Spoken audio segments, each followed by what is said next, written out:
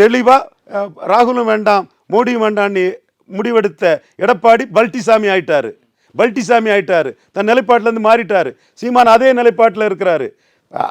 எம்ஜிஆர் ஜெயலலிதா நினைவிடத்தை தூக்கி போடுங்க, இங்கே ஆதி தமிழர்களுக்கு ஆக்கிரமிப்பு அகற்றுன்னு என் மக்களை தூக்கி போடக்கூடியவங்க இந்த ஆக்கிரமிப்பை தூக்கி போடுங்கன்னு கூட்டணி வேண்டான்னு துணிச்சலாக நிற்கிறாரு. ஃபார்ச்சூன் ஃபேவர்ஸ் த பிரேவ். விஜய் பிரேவ் இல்லை, இன்னும் 210 நிற்க போறேன்னு சொல்லது கூட துணிச்சல் இல்லாத விஜயை பேஸ் பண்ணி வரக்கூடிய ஓட்டுகள் அல்டிமேட்டாக சீமானுக்கு வந்து சேரும். சீமான் இதில் பெரிய பூஸ்ட் ஆவார்.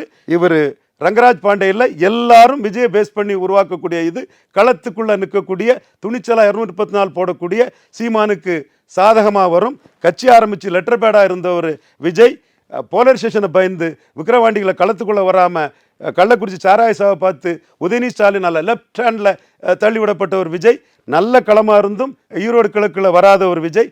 அவர் அலைக்கு பயந்தவன் கடலில் குளிச்சு விட மாட்டான். 214 கேண்டிடேட் போட்டுவிட மாட்டார். முழுக்க வியாபார கூட்டம், பச்சுவந்தி கூட்டம்.